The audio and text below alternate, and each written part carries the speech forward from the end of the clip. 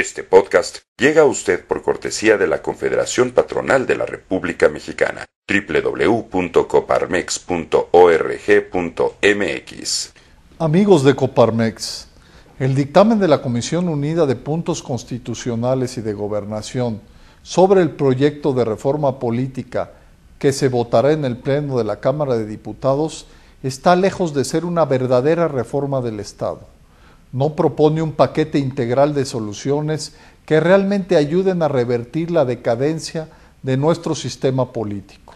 De por sí, la minuta enviada por el Senado excluía puntos fundamentales como la reelección consecutiva de alcaldes, la reducción del número de legisladores plurinominales y la segunda vuelta electoral, sin mencionar otras que a pesar de su relevancia ni siquiera han figurado en el debate a nivel de clase política.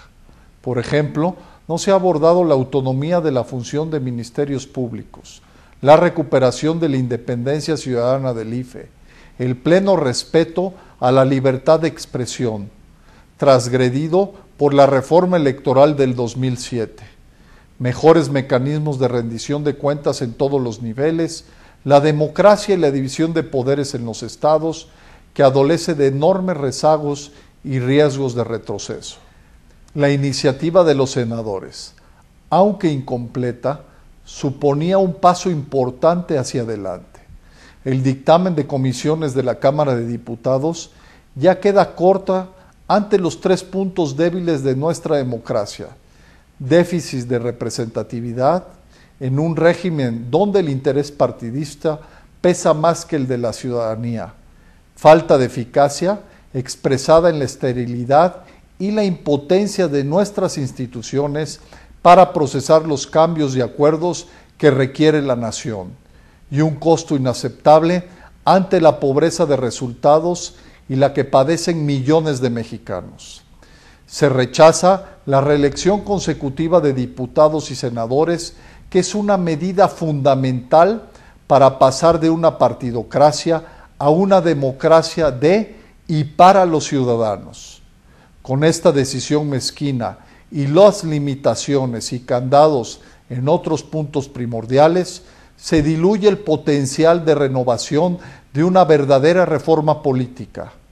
¿Qué razón de peso hay para que México sea, exceptuando a Costa Rica, el único país del mundo donde los ciudadanos no tienen la potestad de castigar o premiar a sus representantes populares, decidiendo si permanecen en su puesto otro periodo o bien eligiendo a otros, si no cumplen con su trabajo? La misma Constitución de 1917 permitía la reelección de legisladores.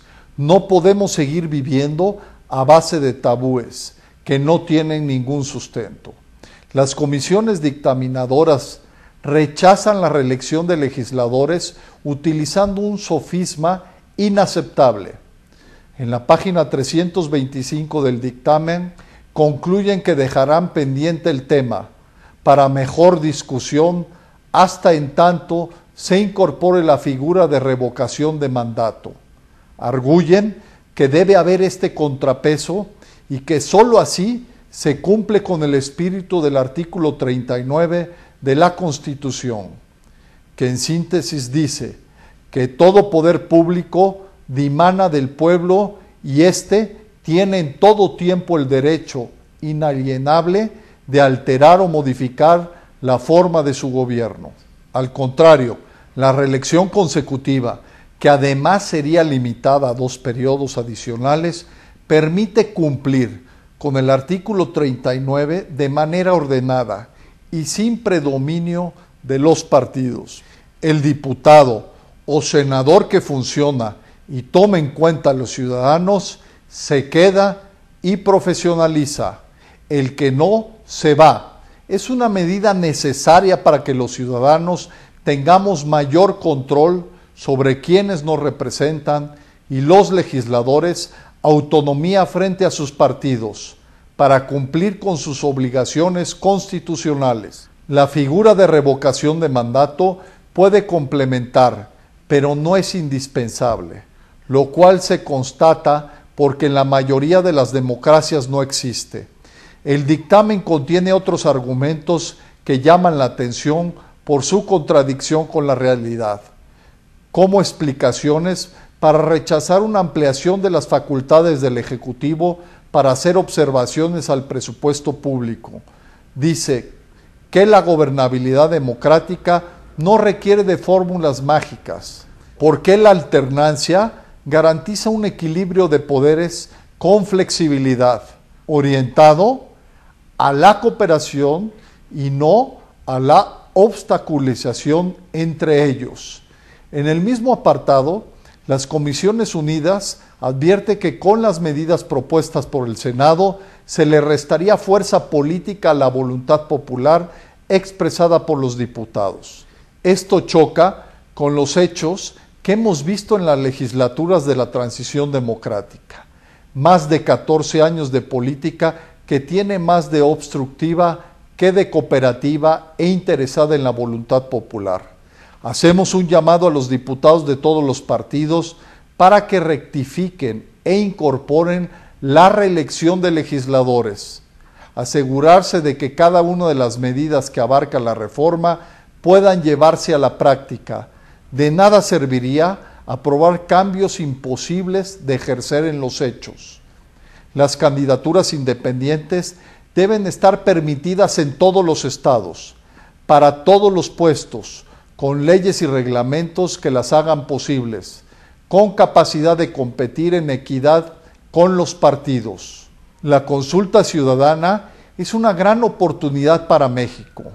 De aprobarse, podría convocarlas el presidente, cualquiera de las cámaras del Congreso de la Unión o los ciudadanos. Sin embargo, nos preocupa que se le fijen requisitos que la hagan inoperante.